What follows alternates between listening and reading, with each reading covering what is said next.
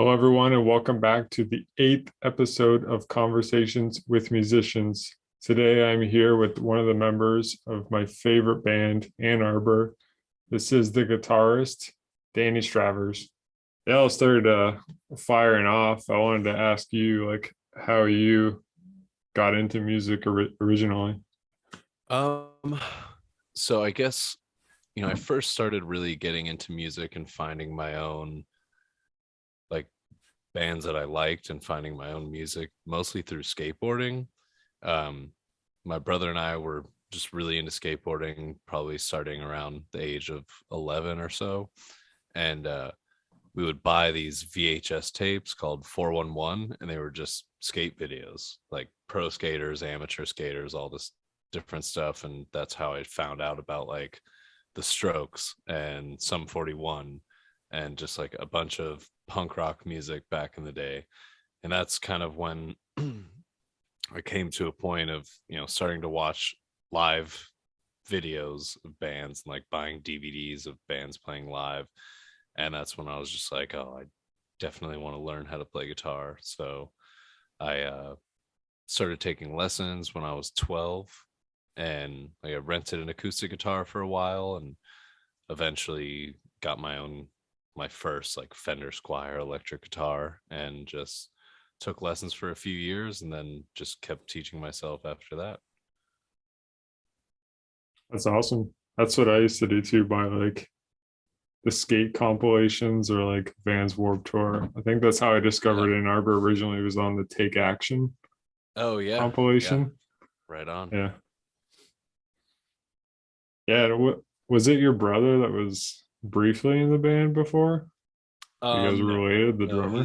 he has a different band. No, there were just two other original members. Or sorry, three. It was originally they had a different drummer, and two other different guitarists, and then I joined the band back in around 2015 or 16.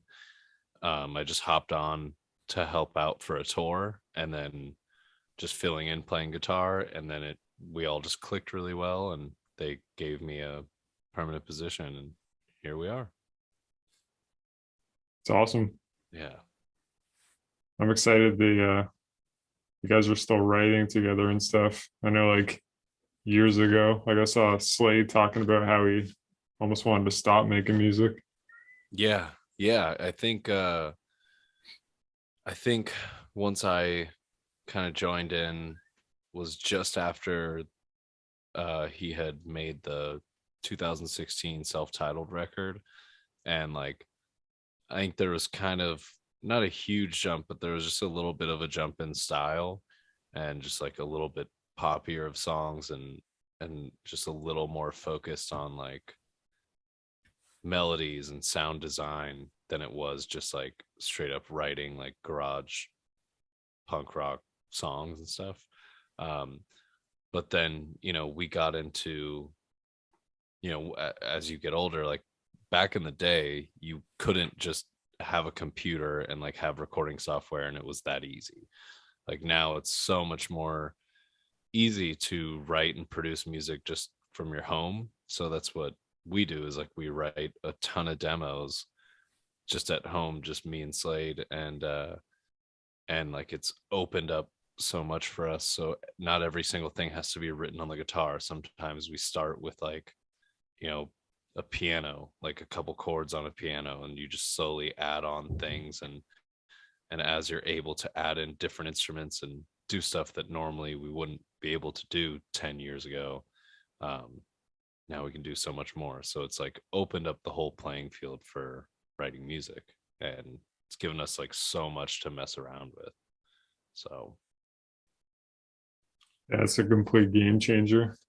definitely. I I noticed like this morning too on yeah, I think you were just sharing it that Uh-huh. you can pre-order the forthcoming album, Love and Yeah, Drugs. honestly, I didn't even know that that was gonna be happening today, but the cat's out of the bag. We tried to keep it in the bag, but it's out of the bag. And yeah, so yeah, our fourth full-length record, it's called Love and Drugs. It's got 11 songs. It comes out September 2nd, and it's really exciting. because the past couple things we put out were two 3-song EPs, which were great and we love those and stand by them, but there's just something different about having a record. And we put a lot more time into this, and probably wrote like 70 different songs and kind of like whittled it down to be like, all right, which of these songs are the best or like belong together, like work well with each other to make one big cohesive project. And that's cool because it just kind of gives us an opportunity to rebrand a little bit and like kind of do something new and add in some new flavors into our live sets so that we can play everything from the 17 years or whatever, maybe longer than that, just the history of the band's music. So Yeah, I noticed on there, like on the new album, you guys are collaborating with two people, and I was like, I don't think you guys yeah, ever did that before, like yeah, we ever, like never, featured anyone.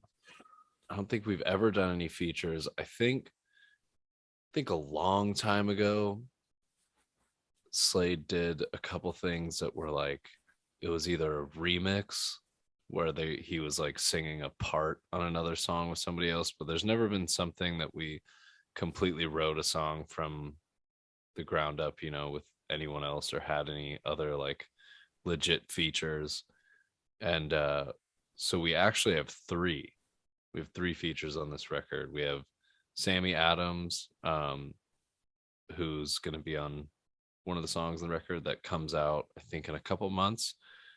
We have another, like a local rap group called the Belaganas, who are good friends of ours. They're going to be featuring on a song as well. And then we have a singer, Sarah Coda from Silent Rival, who we toured with like almost 4 years ago. We did a West Coast tour with them. They opened for us, and so we have her singing on a song as well. So I don't know, it's really cool for us to be able to like branch out and kind of mix all of our communities together and just try some stuff that we haven't really done before.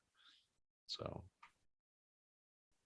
Yeah, it's really cool, like mixing it up. yeah, So are all the definitely. people that will be on those tracks like vocalists? Yes, yeah, yeah. All the features are all vocalists. So we have a couple rappers and one singer. But yeah, it's exciting. It's really cool. Yeah, well, what one's your favorite of the album coming out? Oh man, it's like it's so hard to choose because it changes like every day. Like I don't know. I can say that I think at least what will probably become my most favorite to play live is going to be Letter in a Suitcase, which came out like, I don't know, 2 months ago or something. Um, but just that song in general is very like in your face and distorted and stuff, and like it was really really fun designing the whole concept and shooting the music video, and just all the art around it was such a cool thing that we've always wanted to do. So we got to do that, and it's just like a kind of like a short and sweet and hard song, and that makes it great. But every single song, it's like it's so hard. It's like choosing which of your children is your favorite. So I don't know. Yeah, it's tough. I could see that being a really good one to play live though. I love Yeah, like all the new stuff. It's just like I've learned drugs so far and Letter in a Suitcase. yeah, They're super fun to play. It's just like playing at a pocket groove like the whole yeah, time. yeah. And it was cool because this whole process of making this record, we didn't have like a drummer who's actually drumming for us, so we had to do that. Like we had to write the drums and figure all that out.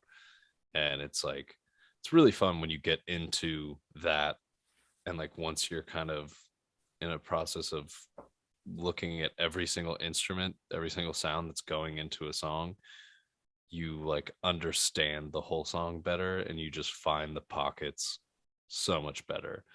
And I think that's like the coolest thing about this record is it's not, it's not just like guitars strumming straight the entire song or like too much craziness all on top of each other. Like everything has its own little sweet spot, and it's like purposefully designed and things are placed where they are so that everything has like its little moment to shine, so that at like any given point of the song, like you're hearing something different because we wanted to show you like, hey, listen to this little thing here. So it's pretty rad. Yeah, I think it's Ryan Tedder. He's like from One Republic and produces a lot of music, but he's like very well known for pop. And he always says like every 4 bars or something you should be taking away or putting something in. Yeah, definitely. Yeah, it's all about creating that progression. And like, it's even harder today than it used to be because people's attention spans are just like that. So it's like you have to give somebody a reason to listen, to keep listening, but also like once you find those sweet spots where the song ends and you're like, "Oh, I want to hear it again." Because maybe you do something in the second verse or in the second pre-chorus or whatever it is, like you do something a little different that only happens one time in the song, then it gives you like, now I want to start it over because I want to hear that one part. And I don't know, that's kind of the idea. Hopefully we're making music that people want to just listen to over and over again. So From like, yeah, Letter in the Suitcase, I can think of like the vibe on the bridge when you go to like an acoustic guitar. yeah, yeah, That one always stands out to me.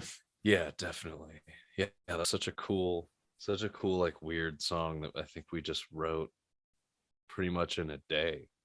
And it's funny because the main guitar riff that's like in the very beginning and in all the choruses is actually an acoustic guitar. Like we took an acoustic guitar, mic'd it up, and then ran it through a bunch of distortion pedals and like made it this really weird, like thick, crunchy guitar that just sounds like it's an electric guitar, but it's actually an acoustic. And then we are like, well, what should we do in the verses? And it's like, well, let's, I don't know, do some acoustic finger picking or something. And it just created a really cool like roller coaster effect of like really in your face high energy to then like this kind of chilled out wispy type of vibe. So Yeah, I was gonna ask you that like how you guys write. Like you just said you guys had like 70 songs. I don't know, like Slade plays bass. Did he like how did he write before like you came along? um Like how does the so process usually work with you guys? I know they used to do, I know like a lot of their music used to kind of just start from like being in a room together with all their instruments and jamming and coming up with riffs and whatnot and kind of just fleshing out a song the old natural way.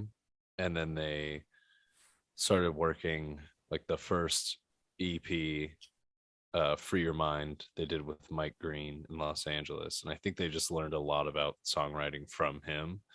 And it's much different like writing in a studio than it is just writing as a four dudes with their instruments.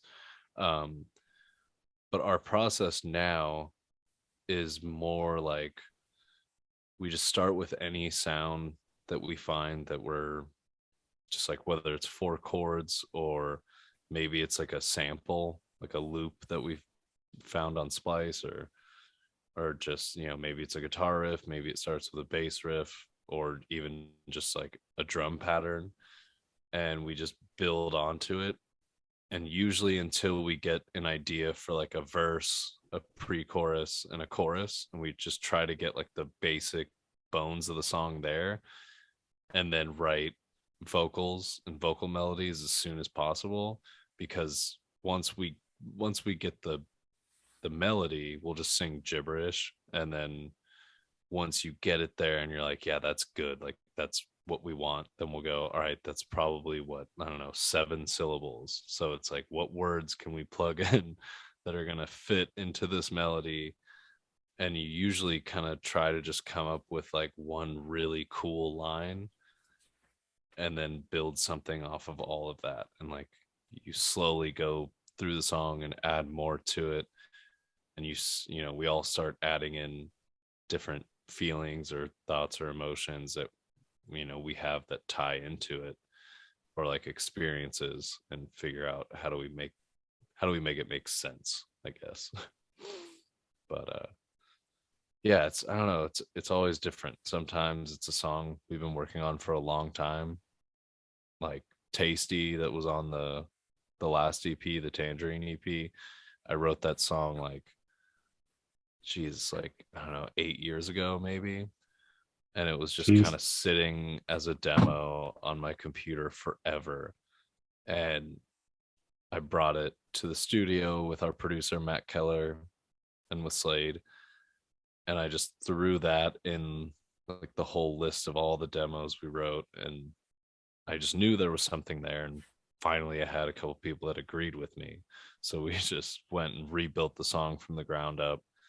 I think we kept the original chorus and maybe even the verse or something, but yeah, I don't know, it's just, you take like a bunch of little ideas and then you find ways to expand on them. And it's just like, you know, it's like making a statue, like you're just slowly chiseling little pieces off of it until you get that smooth finished product. Yeah, like that one's Tasty's my favorite of the Tangerine EP. Yeah, So right it's on. funny that The you've been drums holding on on to it it for so are long. bananas. Like Yeah. there's one fill on it that is just, it's so crazy. But it's, I mean, that song is so much fun to play, and it's just such a cool, like weird experimental, you know, song for us. So people seem to like it, so that makes me really happy. Yeah, like I love all the songs that like since you joined the band you've been a part of. Thank you. Yeah, I mean, I hope everyone agrees, but It's like a different yeah, I think maybe it's your songwriting. I feel like completely took the band in a whole new direction, but yeah, I in a mean, good way. I definitely have, you know, my own separate influences and I guess just style. And I mean, that's the coolest thing about writing music is like, especially whenever you're writing with somebody new, or even, you know, people you've been writing with forever, it's like no two people are going to suggest or do the same thing like ever. So it's just, you're always going to come up with something different. So it's like every song in a way is like its own little miracle. And just the chances, the odds that like that song is ever going to be created is so like, so crazy and so unique that it's just, I don't know, it feels really miraculous to get something out that you're really proud of. And did you guys, like you mentioned Matt earlier too? uh, Did you guys work with him for most of the forthcoming record? Because I know like it yeah, seems like you yeah, guys always so work with him they did lately. I think they started with him on the 2016 self-titled record. um did that record with Matt, and then we've done everything else with him since then. We've gone, we've done some like writing sessions with other producers and stuff where we have come up with some really good stuff. Bad Love that just came out, he we wrote that song, we wrote the initial demo with Michael Pepe out in Los Angeles, um, who's like a crazy awesome producer, engineer, mixer, all that. But you know, we just only went out there and did a handful of writing sessions with a bunch of different producers, and that was one of the very few that we actually hung on to. And then we just, you know, eventually brought it to Matt and took everything and I don't know, we just have a really good working relationship with him, and he is such a good like writer also. So he's, co-written basically this whole record with us. And there's like kind of a running joke that we have where it's funny because not just him but his dog, if you get Matt Keller and his dog both dancing, then like you've done it, you've cracked the code, you've got a good song. Because he has this silly little like red and white dog named Ringo. He's like an old man now, but if once you get like a good groove going in the song, he'll just come out and like hop his paws up and down and just do a little dance. And then once you see That's Matt like awesome. sitting there in the chair and he starts really getting into it, you're just like, okay, we did it. Yes, we have a good song. And then you just got to polish it. So, Start bobbing. yeah. Yeah, I watched like his that season that him and Slade did. Yeah. It was Yeah. like the coolest thing. I've That never was seen a anything like really that good before. look into like the process of writing. And I mean, I know they did. So yeah, it was called Rudy on YouTube, and they just did a bunch of episodes of them writing a song from scratch, like in a day, which is a lot. Like that's a lot to do all in one day to like write and finish and like complete a song. Um, but honestly, on this record, most songs Slade and I wrote the original demo in a day or two, and then we took it to Matt and we would redo it from the ground up, re-record every instrument, rewrite some of the lyrics and melodies, and then it would take maybe a day or two of doing that with him to get the song finished, and then at the very end of getting all the songs done, you go back through and add finishing touches and all that kind of stuff. But I don't know, we just kind of like the three of us work really well together, and we kind of figured out our formula and how to like just write a song with a good pace, but also how to like be open enough with each other to try things out and to not be, jaded enough that if somebody's like, hey, that idea sucks, like then you just got to be like, okay, let's try something else instead of, you know, getting butthurt about it. Because it's a hard thing you come across writing music with people sometimes. Like some people will come up with an idea and then they're just married to that idea and they're like, I won't let it go. And it's like sometimes you got to try a bunch of stuff and eventually you come up with something way better. Sometimes you don't find anything better and it actually is the first thing that was the best, but you don't know until you spit out a ton of ideas. So, if like 100 shitty ideas for every one good idea, it's just how it goes. Yeah, that would be a hard process picking like I've never I've released some stuff in the past on my own, but I usually put it like the majority of what I write. That would be so hard to narrow down to like 11 tracks. Yeah, Did, it's did you did you have it's like one in particular that you wanted on the album that you were stuck to oh, maybe? I'm trying to think of some of these old don't like I'm sure there were a few that I was bummed out didn't make the cut, but I honestly don't totally remember what they were. I think it's just, like I said, it comes down mostly to like what songs are not only good, but like what fit well together. Because we had written some other songs that might have been way more like hardcore or something that was like way too soft and just didn't fit the vibe. But I'm really happy with the 11 that we chose, and I don't think we could have made a better choice on any of those. And honestly, even a couple of those songs we did end up just writing like that day in the studio. We were just like, let's just try to write something brand new, like start completely from nothing. And I know for sure the first song on the record is one of those. I'm trying to remember what else. I think there's one other, but yeah, sometimes you just got to wing it and come up with some gold. I'm excited to hear it. Wow, what's equipment like since you said that you guys demo most stuff at home? What sort of equipment do you use like guitar and like recording wise and all that stuff? Like is this your recording So microphone? yeah, this is just like not even an incredible microphone. It's just what I use for demos. It's like $300. This is an Aston Origin. Um, so I use this to record vocals for our demos just here at home. Um, I used to use Logic mostly, but I'm starting to get into using Ableton as well, for my recording software. And then my guitar, I have my I have a American Fender Stratocaster that is like just my end all be all, my favorite guitar. So I just use that on everything. And and then yeah, I just use, I don't know, a bunch of different plugins for all my effects and silly things. And I don't know, there was like Splice became a huge thing too. Splice is a subscription. You pay like $10 a month and you get access to all these samples that you can use on anything.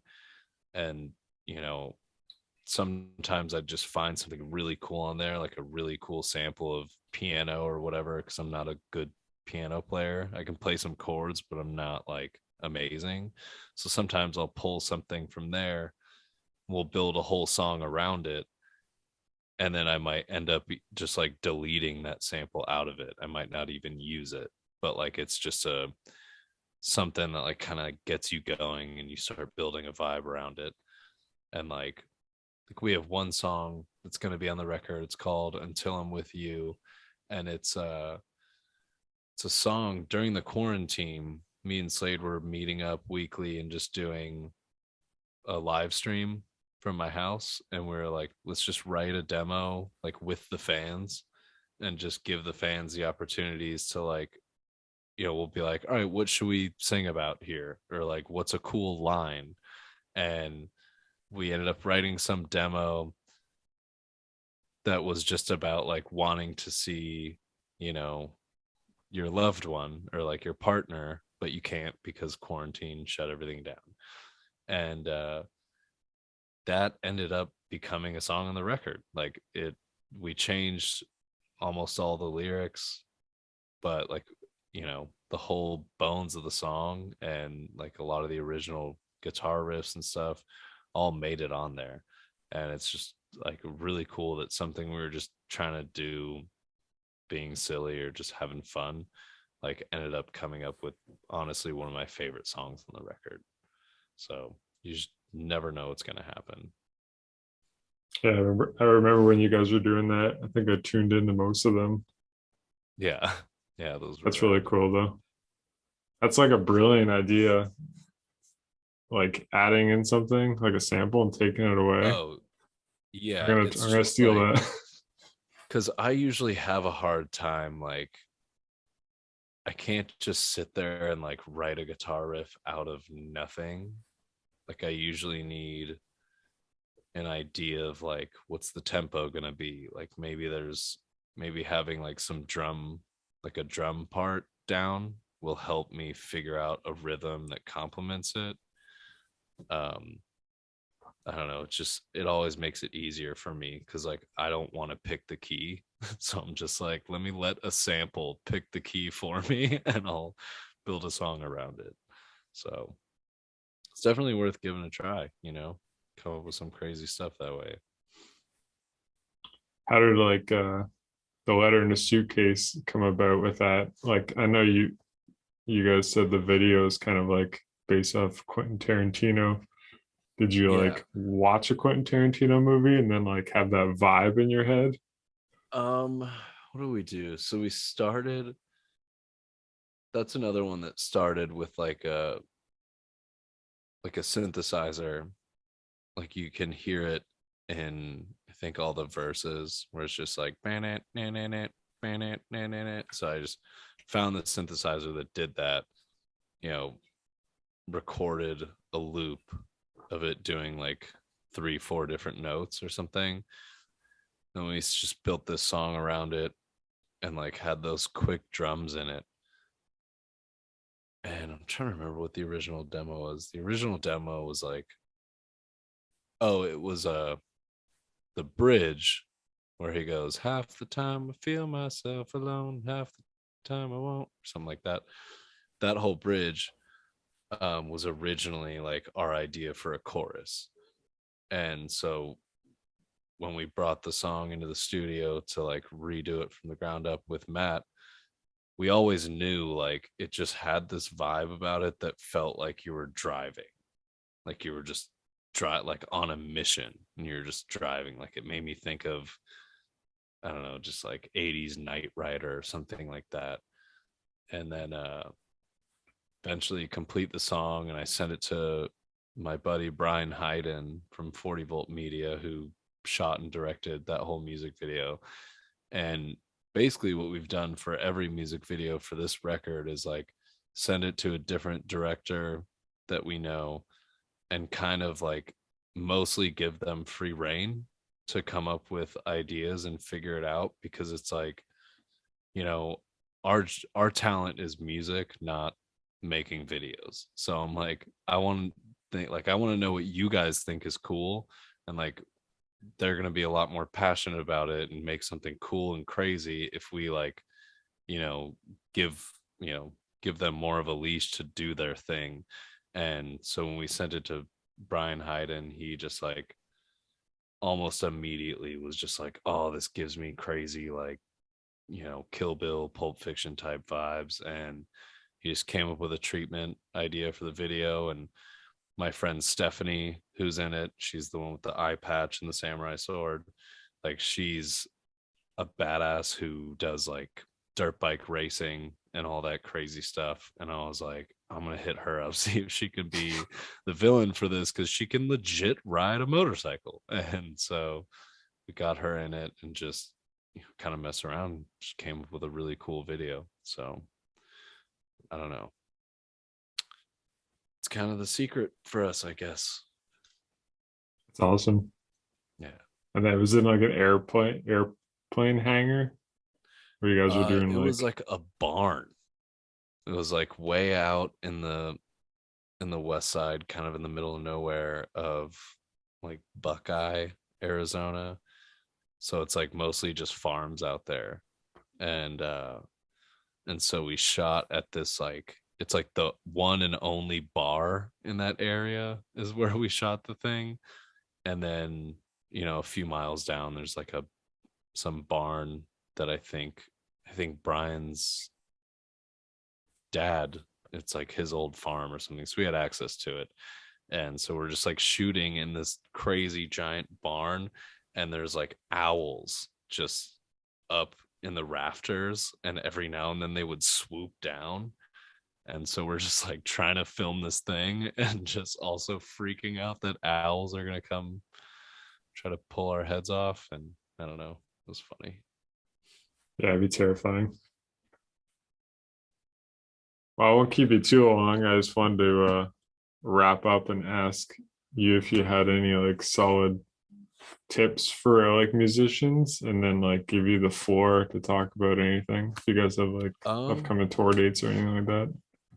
yeah, I guess my best tips are like, you know, whatever your instrument is, whatever your talent is, like just stay fresh on it. You know, all it takes is like 15 minutes a day. If you can, you know, contribute more to that, awesome. But if not, just like try to get 15 minutes a day in of just practicing your craft. That goes a long way. Like that's, you know, where I got to where I am. And keep an open mind, you know, try to jam with as many other people as you can that play instruments, because you there's something to learn from everyone. Like I've spent so much time writing with, you know, obviously with Slade, but then I've spent time writing with rappers, with R&B singers, with pop singers, with, you know, all sorts of different genres. And like just because it's not your genre, even if, you know, there's some songs that started on this record simply because we heard a really cool sound, or we're like, wow, the bass sounds really cool in this Rihanna song. And then we're like, all right, let's write it, like let's kind of emulate that one sound and write a completely different song around it. So I don't know, there's inspiration to be taken anywhere, and just stick with it. It takes time, but it's worth it if you put in the time.